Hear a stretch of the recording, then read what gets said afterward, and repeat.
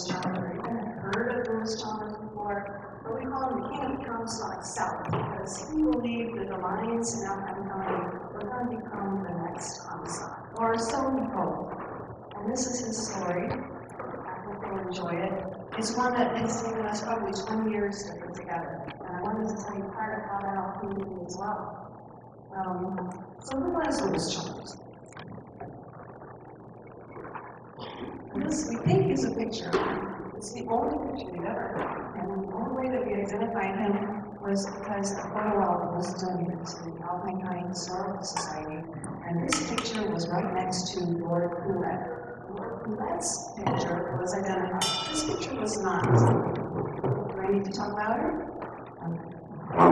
But it fits. We really believe that it fits. No other picture would have been next to Lord Poulet other than Lewis Chalmers. And as you'll see in a later picture of his father, he resembles a picture that we definitely know was his father. So this is Lewis himself as he looked about 1875. He stood only 5'9" tall, but you could sort of get a sense of his personality from this picture. Eyes that twinkled, he was highly intelligent, had a determined set to his mouth, and he was meticulous in his dress. And this is the only remnant that many people know about Lewis Chalmers. This is what we still know as Chalmers Mansion, which is located on Highway 4 if you're going through Alpine County. You leave Markleeville and take Highway 4 up the hill. Many people know that big brick chimney, and they know that the little white house next to it is called Chalmers Mansion, but nobody really has known the story of Chalmers himself until now.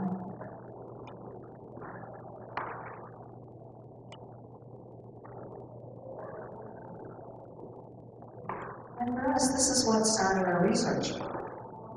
Chalmers' letter books. He left over a dozen of his letters and another dozen ledgers covering the years from 1868 to 1885. These are what is known as press copies. They're bound volumes of tissue thin paper. The paper would be wet, and after you wrote a letter, you place it behind the paper and water basting, and you can press the two pages together and make an in-print copy, much like a Xerox would be today. And Lewis Chalmers kept voluminous copies of his personal correspondence and also his official letters for all his mining companies. His letters were often witty and funny. They were filled with incredible detail about his mining activities in Alpine County. And they include sketches that you can kind of see in the lower right-hand corner of this, sketches of his mines or illustrations in the space of a proposed tunnel. So it's through these letter books that Rick and I got to learn about Chalmers' history, and it happened quite by accident. Our phone rang in early 2005, and the curator of the Alpine County Museum was looking for somebody who was willing to drive over the mountain to Ceres, California, to a former owner of the Chalmers Mansion, who had some books to donate. It meant a 150-mile journey over the mountains, 3 hours driving, and the furniture they had to return to the museum wasn't really all that exciting, and he mentioned his letter books, and that caught our attention. So how could we refuse? 1 3-hour drive later, we pulled up in front of a stately Victorian home with peeling paint and a yard marked with weeds. Poor Fortune had overtaken the owner, but he needed to move, and before he left, he wanted to make sure that the Chalmers letter books and some other Chalmers memorabilia made it back to its home in Alpine County. So there was an old wooden table, there were a couple of impressive chairs, there was a clunky table base. Nothing kind of made us terribly excited. But then he pulled out these 3 battered cardboard boxes full of books.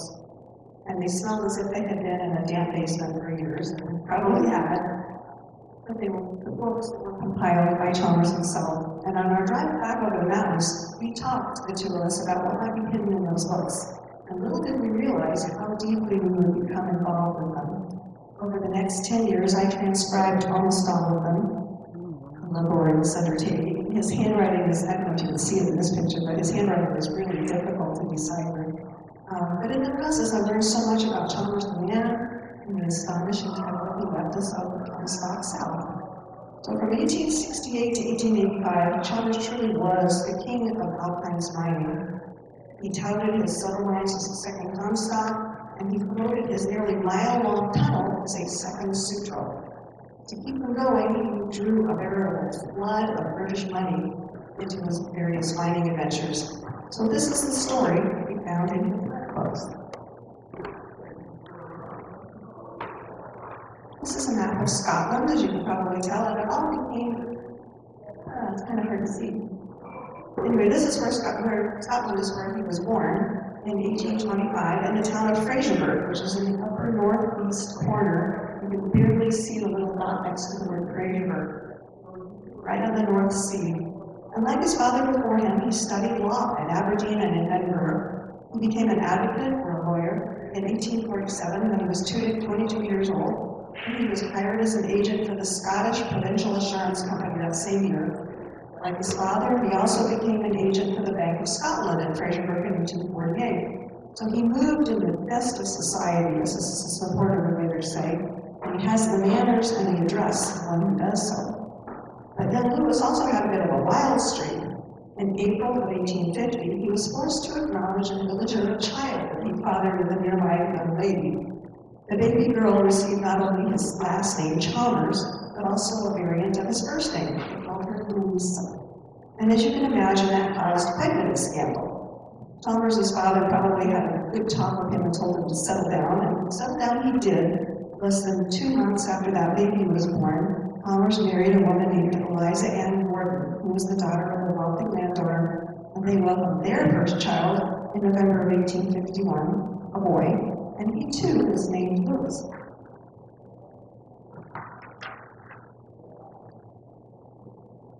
So this is the picture I was telling you about of Lewis on the left, and his father on the right, as a painting of his father. And you can see some definite resemblances there, the dome, high forehead, sort of a thin nose, a little set to his mouth. And on the right is the home of the family in Fraserburgh. Just 5 months after Lewis's wedding, his father died. And if you'll remember, Lewis and Eliza had a baby boy in 1851. Eliza soon was dead too, from complications of childbirth, and she was just 20 years old.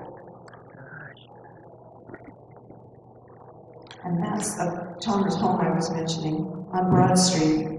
His father left an estate worth close to $1 million in today's money, and Chalmers had 7 siblings, so that came to about $100,000 each. Lewis was asked to take this lavish home on the left with the big columns in the front of it as a portion of his inheritance in Fraserburgh, and to give his maternal grandmother a home there. An 1851 census found him 26 years old as the head of the household, and in addition to the young son that he had 3 sisters, a cousin, and 7 servants. But Eliza's death had left him with an infant to raise, plus an elderly grandmother. So in 1853, he ventured down the aisle again, this time wedding a young woman named Eleanor McEwen, who was 18. So by now Chalmers was 28, 10 years older than his new bride, and their first child, named Alex, arrived almost exactly 9 months later. This is a map of the town of Fraserburgh, showing the Broad Street home where he lived and the pier. You can see that he was right there in the central part of the business section of town. And with his father gone, Lewis stepped into many of his father's duties. Like his father and his grandfather, he became not only a baron baillie, which was a type of magistrate, but the chief magistrate of Fraserburgh. And he also worked as a factor or a business agent for a local lord named Lord Saltoun. So he was a prominent member of the local community. Contemporaries lauded his persuasive power, saying he was able to soothe oppression and win respect. And he built a reputation for public speaking and a talent for settling disputes. And he also showed an interesting kindly side to his nature. So when he was called upon to resolve tenant disputes for Lord Saltoun, for example, they would say he never ejected the widow or the unfortunate, but in many cases assisted them with his own personal needs.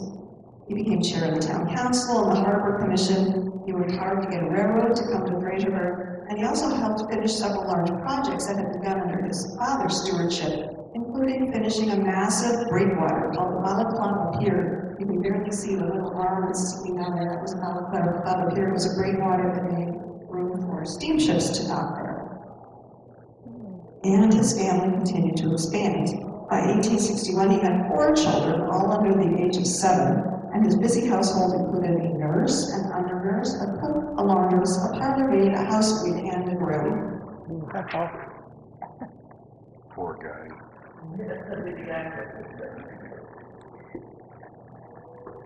And you remember that he was a business agent for the local lord named Lord Saltoun. About 1862, Chalmers made up his mind he was going to build a lavish country home for himself on Lord Saltoun's property right outside town.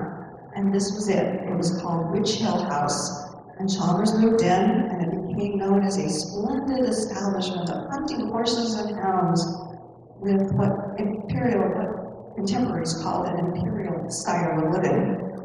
And that's where his troubles truly began. In July of 1863, his second wife passed away right there in that house. It wasn't childbirth this time that took her, but tuberculosis. And left behind were his son by his first marriage, Louis, plus 6 more children that Ellen had given him. There had actually been 7, but one of them died as an infant. So he had a pretty big family. And about the same time, he found himself deep in financial hot water. There are actually 2 different stories about what happened. One was that his brother-in-law had suckered him into a bad investment, resulting in staggering losses that would be about $700,000 in today's money. But another version says that Chalmers had built Witch Hill House without Lord Saltoun's knowledge. And when Lord Saltoun returned from his travels and discovered how much had been spent without his permission, he got pretty angry, and he fired Chalmers. Either way, Chalmers was now financially embarrassed, as they used to say, and he made up his mind he was going to leave his hometown of Regenburg. He resigned his post as chief magistrate after 17 years, and he gave up his position on various local commissions and even ended his membership in the Society of Advocates. He was bankrupt. It was a humiliating thing for him, and probably even worse, there was a notice in the Aberdeen Journal listing his personal assets, which would all be sold at auction in June of 1864. There were elegant silver knives with jasper handles, he had telescopes, he had one well-bred and powerful horse, alabaster figurines, a rosewood piano, and over 1,000 books. And that tells you something about who he was that he collected those things that were important to him. The Broad Street home that he inherited, that too had to get auctioned off. Well, Chalmers may have been down on his luck, but his spirit hadn't left him. And when he left Witch Hill House for the last time in August, he vowed, "I shall redeem my past, and I shall come back and claim my position again." And he would spend the rest of his life trying to do that. As you can imagine, starting over wasn't exactly easy. He was 39 years old, he had 7 young children, but he still had a number of influential connections, and that may have been what helped him continue on. He left his children with his sister-in-law, who had been the wife of his brother who passed away, so this was a widowed sister-in-law, and he left the children there with her in the outskirts of London. That was the plan, that she would take care of the children, the kids would be well taken care of, and Chalmers would pay her a small income, so it really helped both of them. Chalmers was in London as well, and he looked around for something to do. The Comstock Road, of course, had become world famous, and just 5 years earlier, and European investors were feverishly still pursuing anything that had to do with silver. To Chalmers, that smelled like an opportunity.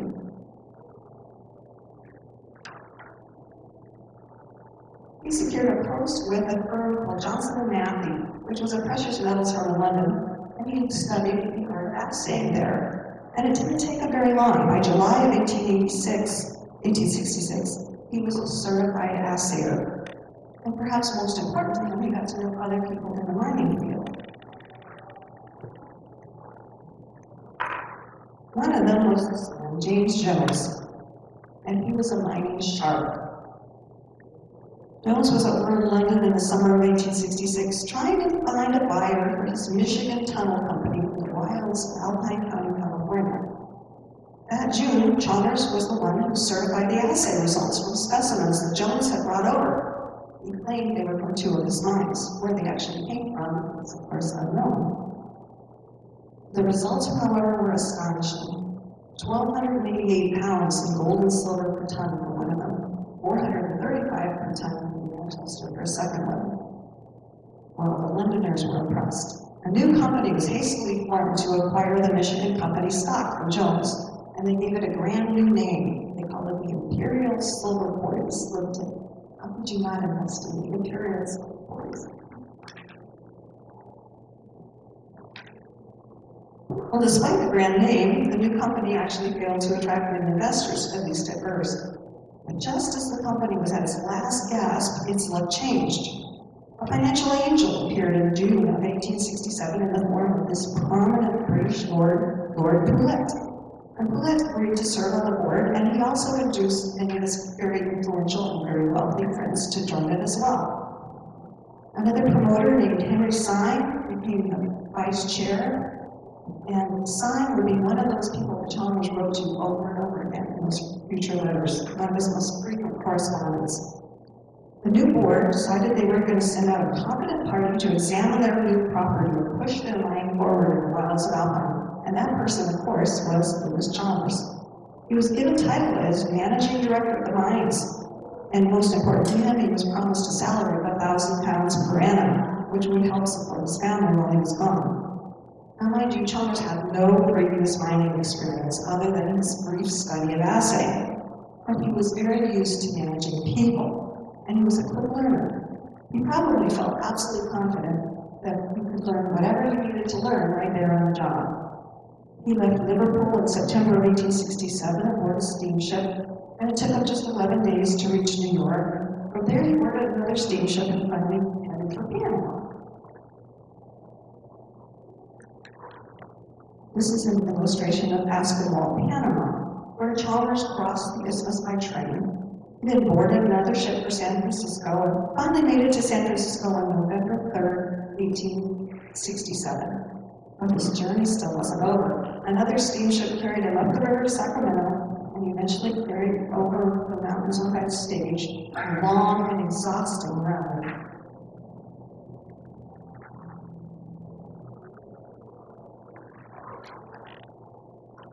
Finally, November 9, 1867, he stepped off the stage in the dusty streets of Monitor, California, almost exactly 2 months after leaving Liverpool.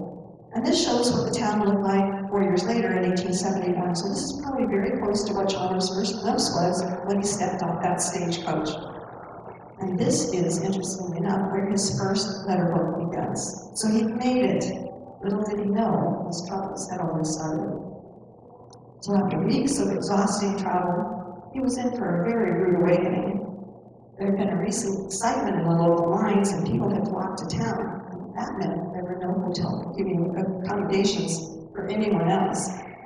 Putting his prodigious powers to persuasion to work, however, he managed to talk local newspaperman Sherman Lewis into allowing him to work with the Lewis family. And that also kind of gives you a clue about his personality. He could charm anyone. It wasn't exactly a comfortable living arrangement, but it was the best he could do and pretty good under the circumstances. This is a map that shows you the respective positions of the different towns. So Monitor is the one on the far right. Mount Bullion is the center one, and Southern Mountain City is to the left. So nothing went quite as expected when Chalmers tried to find his company's mine either. Turns out the Michigan Tunnel wasn't actually located in Monitor, where he'd stepped off the stage. Instead, it lay almost 2 miles down canyon, near that center circle, at a smaller encampment by the river known as Mount Bullion.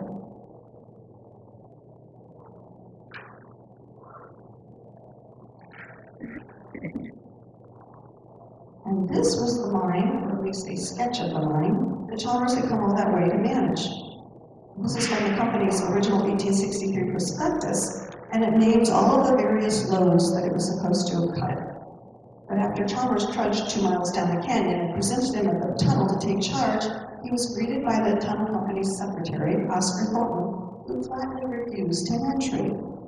Now you remember that the British company had agreed to buy the Jones Brothers stock in the Michigan Tunnel. But as it turned out, 6 months after their deal was inked, a judgment in favor of unpaid workers had led to a foreclosure sale. So the Michigan's property had been auctioned off to satisfy that judgment nearly a year before Chalmers left England.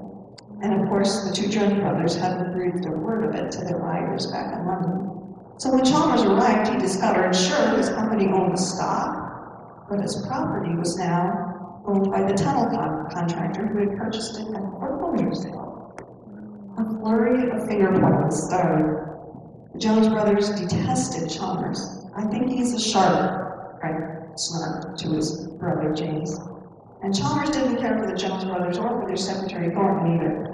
He wrote to London, "Frank Jones is cunning and tricky, and Oscar Thornton an out-and-out scamp, and I wouldn't trust Jones unnecessarily."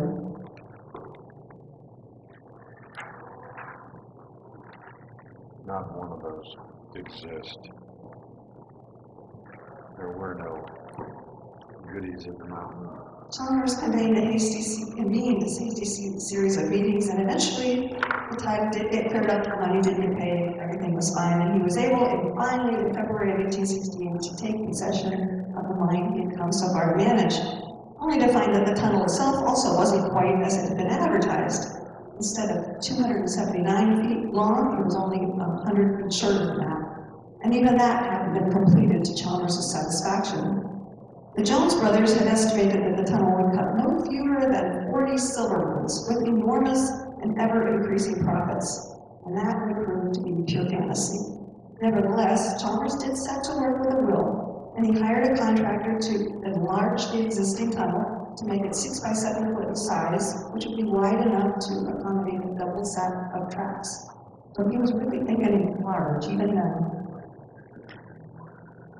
And I wish you could see this picture a little better. It is reproduced in the booklet. The picture on the left is one that we found in the California State Library, and it is the only known picture that has anything to do with Chalmers' house at the time. There's a little porch just sticking out on the very far left side, and that was Chalmers' second house at Mount William. And the river wound through the town, and to the right was the tunnel he was supposed to manage. So even though his mine had not yet produced a single ounce of silver, Chalmers was getting tired of a 2-mile trek between Monitor and the mine, and he arranged to purchase what was called a middle site beside the Carson River, which is this site here. He used his tunnel crew to build himself a house, which the company wasn't too happy about when he found out. But this was a necessity, he assured the board, as I find there's not a place of any description to be had in town. His new shanty was a comfortable 21 by 37 feet in size and 2 stories tall, with a wraparound porch and an assay lane to one side. By now, his sister-in-law Eliza had begun complaining that he hadn't been sending enough money for the children, and apparently accused him of being shabby. Chalmers claimed that he was living very frugally, wearing his shirts for a fortnight at a time to save on laundry, saying he never tasted spirits, wine, or beer, and had given up smoking entirely. Shabby, he sniffed, was not in my composition. But as for his new abode, he was not shabby indeed. The windows he put in were 6 feet tall, over a dozen of them, and he had running water inside courtesy of a pump from the river. There were 2 separate doorbells, porcelain-handled hardware, and silver-plated key plates. No longer willing to squeak by without help, he got a married miner and his wife to keep house for him in exchange for the room and board, and he ordered furnishings from Sacramento, including such things as cane-seated chairs and ivory-handled knives. For locals, they may have counted those as luxury, but for Chalmers, they probably felt like necessities.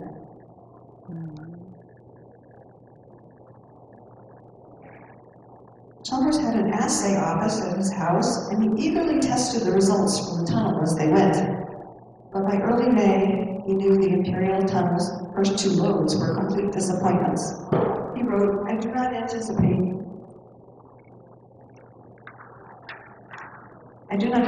finding any more worth shipment until we reach the 3rd load at the Triumph, and that should take at least another 400 feet of tunnel. But he still urged the Imperials were not to lose faith, and here's one example from his letters that gives you a sense of his voice: calm, encouraging, upbeat, seemingly reasonable, and suggesting, as always, the success was just around the corner. So this is what he wrote: they must not be impatient or discouraged because the results are not so speedy as the Jones brothers led them to believe. The first part of the work will be the most tedious, but time and money will accomplish all I have said, and that is worth waiting for.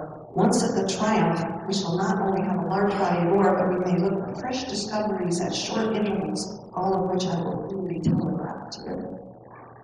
By late May of 1868, he'd accomplished 150 feet of tunnel, which was a major accomplishment considering at the time they were using only old-fashioned pick and shovel, not mechanized equipment.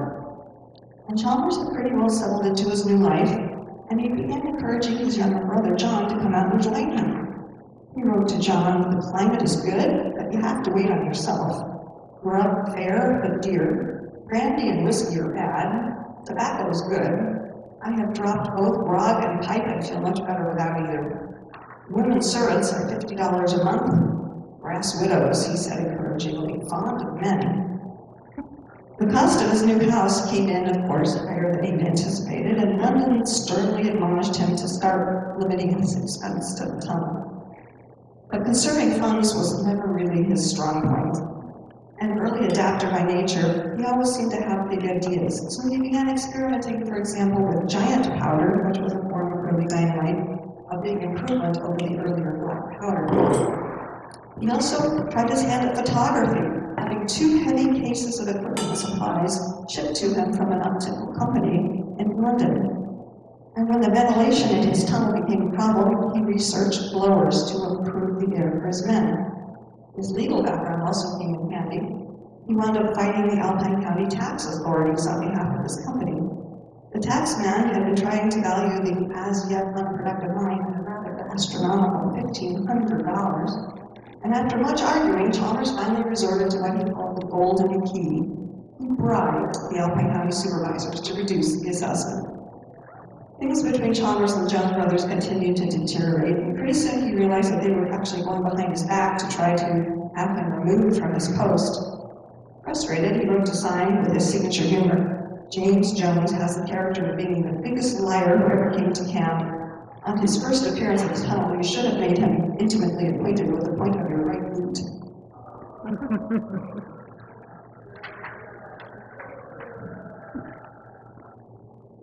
Even though he did complain about being sent out to rusticate an Alpine, as he put it, he did seem to enjoy some things about this rather strange and wonderful new land. So, for example, he wrote to his young son, Willie, in 1868, "I killed a little water snake in the tunnel the other day. Very pretty, striped in alternate bands longitudinally, black and gold. And one of my workmen killed near the office a largish rattlesnake, 3 feet long, and 8 or 9 rattles. I often see beautiful lizards, rich green in color, and the butterflies are beyond anything you can fancy." But before long, the Imperial was clearly a financial failure. With no silver to show for their efforts, Chalmers' bank account became overdrawn, and he owed money to just about everyone. And so he kept expressing faith in his project. 276 feet more will put us all in clover, he wrote to London. But by February of 1870, with the tunnel 1,406 feet long, he got the dreaded order to stop work. Luckily, he had seen that coming, and he'd already cast his eye around for new possibilities. He had been touting the mines near Silver Mountain this time as a different investment.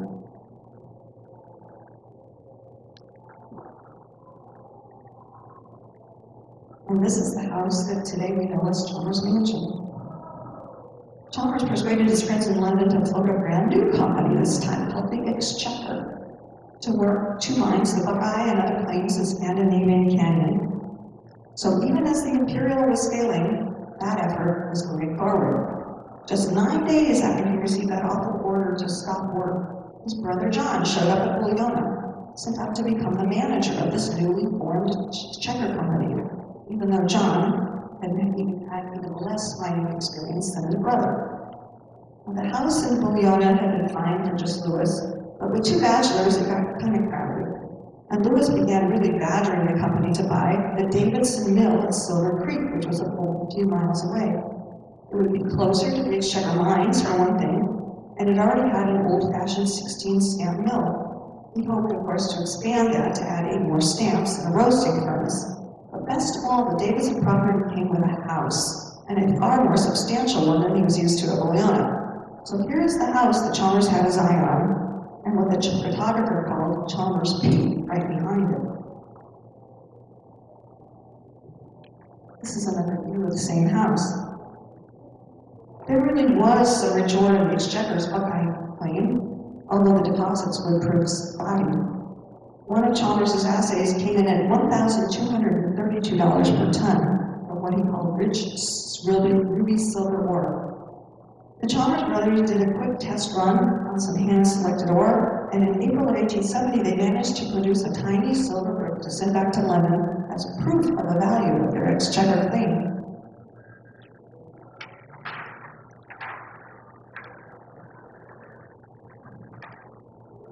But there were problems there too.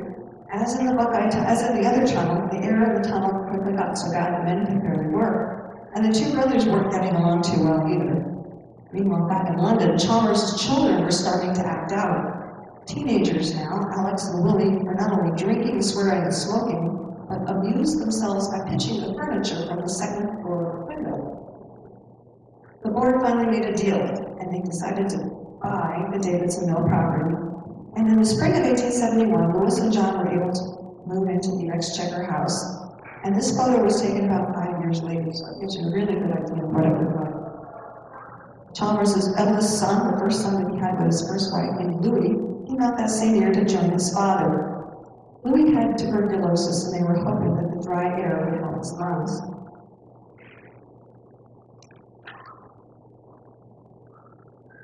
This is another photo of about the same time showing workmen from the mill and again what they call the Exchequer croppings.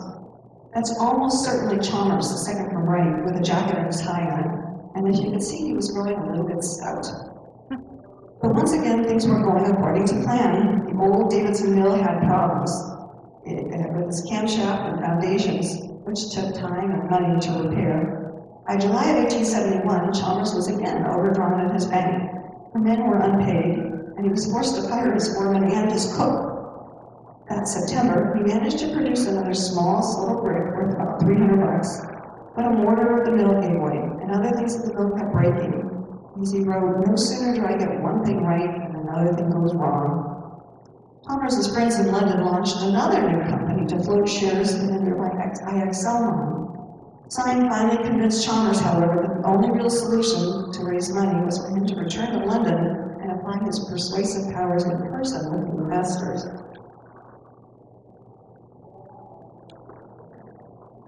Well, by now, the Transcontinental Railroad had been completed. So this normally would have made his cross-country trip much faster than by way of Panama. But when Chalmers left to head east in January of 1872, it was winter, and a snow blockade delayed the train. It wound up taking him a solid month to reach New York City. But he finally tailed for London. It would be another 6 months before he would return to Alpine. In May of 1872, while Chalmers was still away in London, his firstborn son Louis died at the Exchequer house from his tuberculosis. He was just 3 weeks shy of 21 years old. His uncle John, Chalmers' brother, arranged for Louis to be buried in a quiet spot near Silver Creek, not far from the house of the old Davidson Mill. All 3 shifts of miners were excused from work that day to attend Louis' funeral. And this is a photo of his gravestone. It's actually not the original. The original was stolen, but luckily somebody had a tracing or a rubbing that this replica was made and is still at the museum now today. Louis got home several weeks after his son's death, and his heart was heavy. The house looks very dull without poor Louis. He confided to Syme in a letter, "I can't turn without being reminded of him." Chalmers had, however, been successful at raising more money while he was in London, though. And perhaps to bury his sorrow, he threw himself into mining in the Scandinavian Canyon. His brother John, however, had had enough by now, and Louis finally scraped together enough money to send John home in September of 1872, and that was probably a relief for both of them. "His ways are not my ways exactly, although I have nothing to find fault with, really," Chalmers wrote. "I don't like waiting breakfast in the morning, and I want my table immediately after for writing purposes, etc." And in a subsequent letter, he admitted, "The facts are that John was sick of his life here, and I wished to be alone."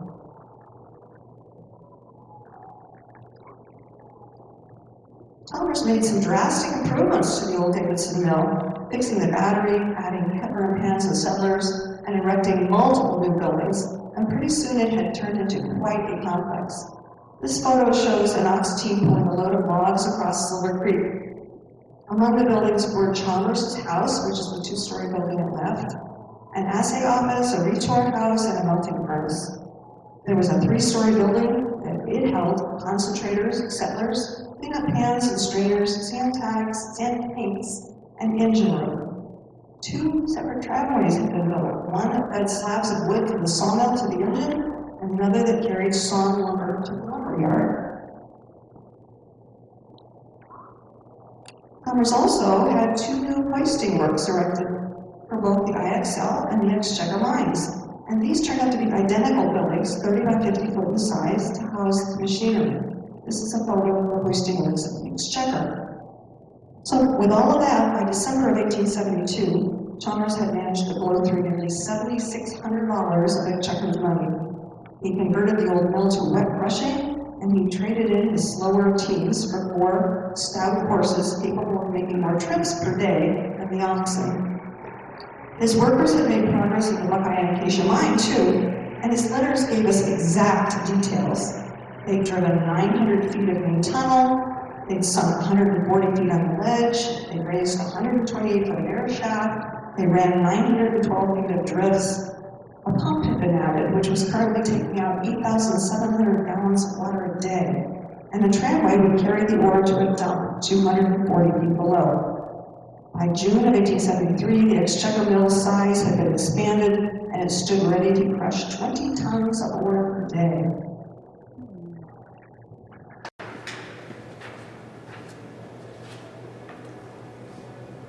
But water intrusion in the mine grew worse and worse, and the investors in London had started to lose confidence. Even Lord Poulet had lost faith in the mines and me, Chalmers wrote, adding with signature humor he ought not to have gone into mining. Still, he remained upbeat. While I breathe, I hope, he wrote, which was absolutely his philosophy of life. On August 6th of 1873, the Exchequer was able to report they struck their load with assays that ran as high as $2,000 a ton, and things were finally looking rosy. But the very next month, calamity struck. One of those heavy ore wagons broke down, and now Chalmers had no way to supply the mill with the steady stream of ore that he needed. The investor's money had dried up too, and by October he was $5,000 overdrawn at the bank again and making plans to leave. Now down to his last bale of hay and an empty corn bin, he floated another Hail Mary scheme. This time he suggested that the board put 4 double shifts of men to work sinking on the Acacia load for a month, adding a crosscut and then running north and south to see if he couldn't make the load pay. And surprisingly enough, the London investors went for it. By mid-November of 1873, he had enough cash on hand that work could resume, and the IXL tunnel had been pumped dry again. He managed to limp the Exchequer Company along for a little while longer, but like the ill-fated imperial quarries, Exchequer and IXL were eventually forced into reorganization, which was essentially a bankruptcy.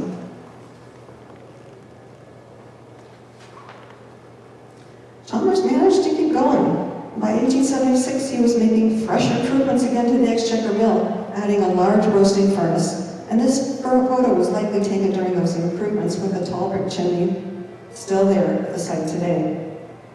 Chalmers contracted with Indy Arnott Sr. of the Vulcan Iron Works to erect a new 20-stamp mill just down the road for the IXL company. And that's Indy Arnott Jr. on the left, later an Alpine County judge. And on the right, in the photo right, is also Arnott standing with Chalmers on the horse.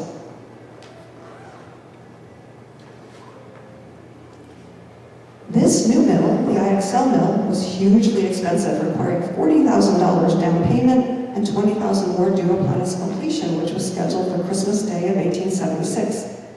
This painting would be made 9 years later, in July of 1885, by Chalmers' own son, Alex, when he came out to visit. You can see the IXL mill at left, and a boarding house, which was later erected for the Isabella Tunnel on the right.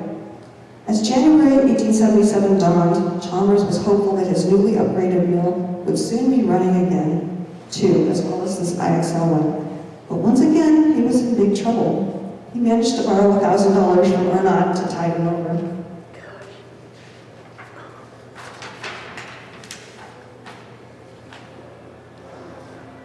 But by May of 1877, the Arnotts held judgments totaling over $14,000 against the new mill and the 3 mines, and against Chalmers personally. And that wasn't the worst of the danger. Chalmers wrote to his daughter Laura, "The miners who were not paid were very angry, and they threatened to put a rope around my neck and to burn the mill and the hoisting works. For 2 nights I haven't taken my clothes off and traveled with 2 men, all armed to the teeth." He wrote to Syme urging, "For goodness sake, try and pay up. As promised, it's hell now, but it will be worse if money is not coming."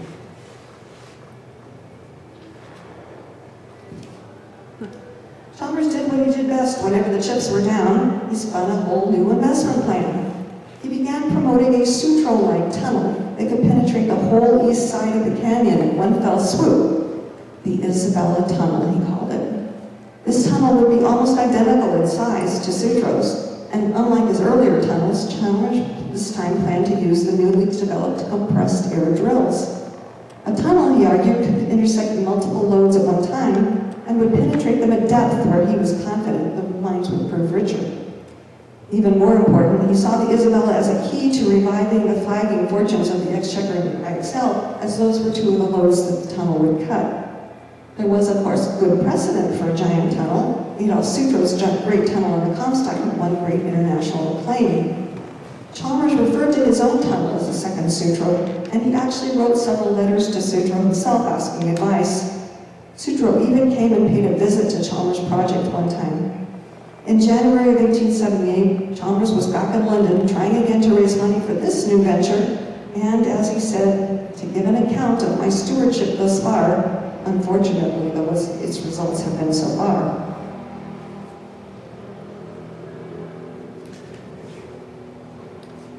And this is the Isabella Tunnel with Rick standing in front of it as it looks basically today. It's on private property, and we were privileged to have permission to go and visit. When you stand at the mouth, you can see water still trickling from it, and there are traces of the buildings that were used to sit nearby that are still there. Chalmers spent 5 long months in London trying to raise money for his new Isabella Tunnel. Between his magical way with words and help from his influential friends like Syme, he was indeed able to float his new scheme. But in truth, he was holding on by a thread. His personal possessions in Alpine were attached for unpaid taxes while he was away. So his library, his furniture, his survey equipment, his guns, even his watch were all at risk. By the time he returned to the States in June of 1878, he managed to raise several $1,000s for the Isabella, but he had to hide out from his creditors in San Francisco for a time, while his friend Arnott cut deals with his creditors.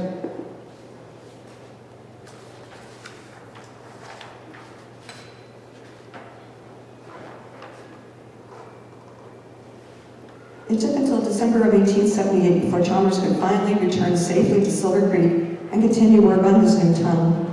But finally, his grading crew was hard at work on Christmas Day, hacking out a spot near the proposed tunnel mouth to hold boilers, air compressors, and a blacksmith shop. The Isabella Tunnel would be an impressive 8 feet high by 9 feet wide.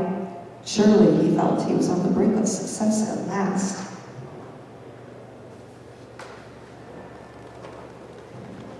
Chalmers had investigated various drilling equipment that was now available, including the popular Ingersoll drill that had been favored by Sutro. In the end, he opted instead for 2 12-inch National Drill Company compressors and 2 No. 2 drills.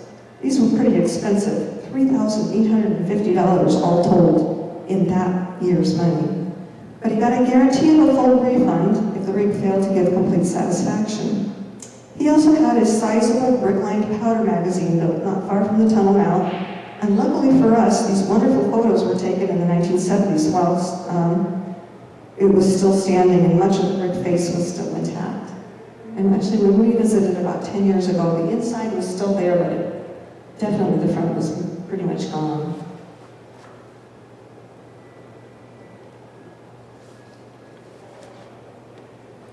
In 1876, Chalmers had acquired a pretty young housekeeper named Antoinette Lawton, a widow who had a young son.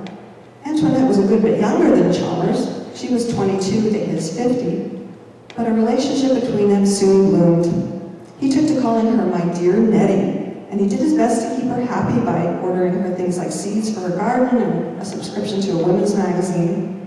Although Antoinette had been hired to keep house for him, she didn't turn out to be the best at it. Louis once wrote to his daughter asking her to knit him some socks because Mrs. Lawton was not very efficient at darning. Antoinette also got into spats with some of the other hired help, and she must have been complaining about how hard the work was. Determined to keep her happy, Chalmers wrote for his servant girl in March of 1879 to come and do the washing, ironing, and assist in cooking and general housework. And that meant Antoinette no longer had quite so much to do. But Nettie wasn't completely happy in the backwoods of Alpine. Taking her little boy, she paid several extended visits to San Francisco, leaving for so long at one point that Louis's patience wore thin. He wrote to her repeatedly, a thing of exasperation at one point, "If you do intend to stay all winter, let me know so that I may run down to San Francisco and get another housekeeper." The threat apparently worked, and Nettie returned to Silver Creek. While she had been gone, however, she had purchased a piano, and Louis dutifully paid the bill for it when she came back. Meanwhile, the Isabella Tunnel was progressing, and by the end of 1879, it had reached over 1,600 feet long.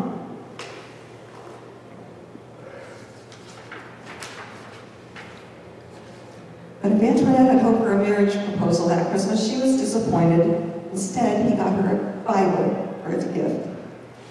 The new year of 1880 brought new challenges. Workmen quit over poor ventilation in the Isabella Tunnel, and fixing the problem, as always, was time-consuming and expensive. Money was always being promised from London, didn't arrive. Snow delayed their much-needed winter supplies, and some of the directors in London were now openly criticizing Chalmers' management. A movement was afoot to get rid of him entirely. Worst of all, the money that was running out in Chalmers' bank account was now $3,400 in the red, and pretty soon, again, he was unable to make payday. Despite all that, the Isabella Tunnel was now nearly 4,000 feet into the mountain, more than halfway at its original goal, and the crews were managing to make a pretty good rate of 300 feet per month. That summer, Antoinette developed fainting spells, and by October, it turned into convulsive fits. Chalmers would sit up with her several nights in a row, and he wrote once worriedly to a doctor. Her symptoms, the way he described them, sounded a little bit like epilepsy, but in actuality, what she was probably suffering from was strychnine poisoning, possibly from a patent medicine. Well, we'll never know exactly what made him change his mind about staying a bachelor. Was it her illness, or did he have to leave again? But on November 30th of 1880, Chalmers and Antoinette were married. And like everything else he did, he tried to do it upright. They tied the knot in the lavish Grace Church Cathedral in San Francisco. And Antoinette had a brand new dress for her wedding. This one, shown in the photo, was the color of ashes of roses. Antoinette was 26 years old at the time. Louis was more than twice her age at 55. By now, the Isabella Tunnel was 4,429 feet long, almost a mile into the mountain. But 2 weeks after their happy wedding, Chalmers received the horrifying telegram to stop work. Just after Christmas, the first lawsuit was filed. The Vulcan Company wanted their $8,000 for powder.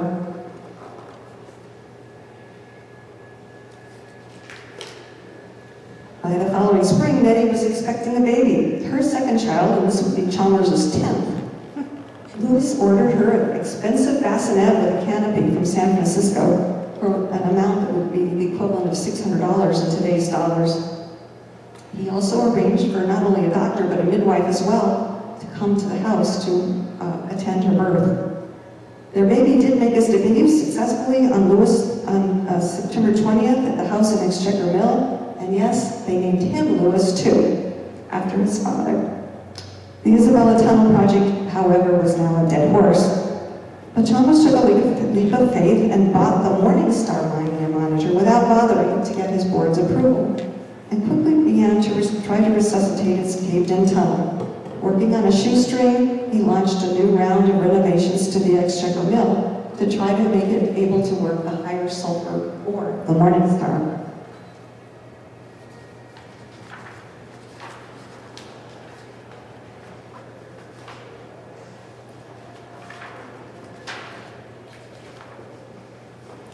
He managed to produce produce a few low-quality silver bars, but expenses soon dwarfed his income. And by March of 1883, the Morning Star mine and the mill were both shuttered, and the Genoa Weekly Courier was publishing the humiliating notice that Louis Chalmers had had all of his property attached. Chalmers lived things along and somehow kept things rolling. In May of 1885, Antoinette gave birth to their second child, a daughter named Laura. Finally, on September 3rd of 1885, Chalmers passed through Genoa on his way back to London on one last-ditch effort to raise even more money. The newspaper optimistically reported that he was expected to be gone only about 3 months, and perhaps that was what he was hoping. Antoinette was left behind at the house on Silver Creek with 3 children. That would be her oldest son by her first marriage, Louis, a few days shy of 4 years old, and her 3-month-old baby, Laura. Chalmers left his family in the care of a trusted employee, a man named Dominic Berry. This is Dominic Berry. He was a 38-year-old Italian miner who had been living at the boarding house nearby, and soon moved into the main house to be closer to help Antoinette with the household chores. But the years rolled on and Louis never did return. Antoinette missed him terribly, at least at first. She would walk up to the road every day when the stage was due to come by, hoping that Louis would finally be on it. But of course he never was. Tragically, their young son Louis drowned in the creek behind the house in May of 1891 while his father was still in London. And what was Louis doing? Well, he was in London. He continued to send occasional letters, and he did seem to have at least aspirations of coming back and resurrecting the Alpine mines. There were several flurries of rumors suggesting he was just about to return, but he never did. In London, he boarded with a widow named Constance Ritter and her family, and we would suspect that he probably took a job as a clerk to be able to support himself. It was quite a come down for a man from such a well-established and wealthy family. Knowing Chalmers, however, we can only imagine that he made the best of it, and he probably spun plans about better days to anyone who might listen. Locals who knew Antoinette described her as somewhat odd, and she probably was a handful. Perhaps their long-term separation was, at least to Louis's thinking, a kinder alternative to divorce. But Louis never did come back. He died in London in February of 1904 of a heart complaint. He was just a few weeks shy of being 79. Their daughter Laura grew up and married, but for some reason she didn't stay in touch with her mother Antoinette, perhaps another sign of things that were not quite right there.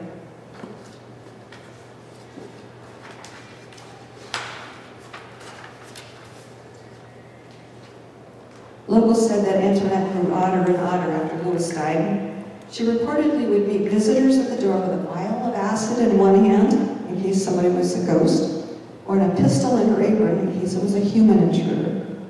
For nearly 30 years, Antoinette and Dominic continued to live in the old house at Silver Creek, eking out a bare existence. Finally, in 1913, when she was about 60 years old, Antoinette finally sold the house, and she set off for Oakland to try to find her daughter. After several weeks of fruitless searching, and just after Christmas, 1913, she turned on the gas jets in her rented room in Oakland, stuffed paper under the door, and she lay down on the bed to die. Her ashes were returned to the family cemetery by Silver Creek.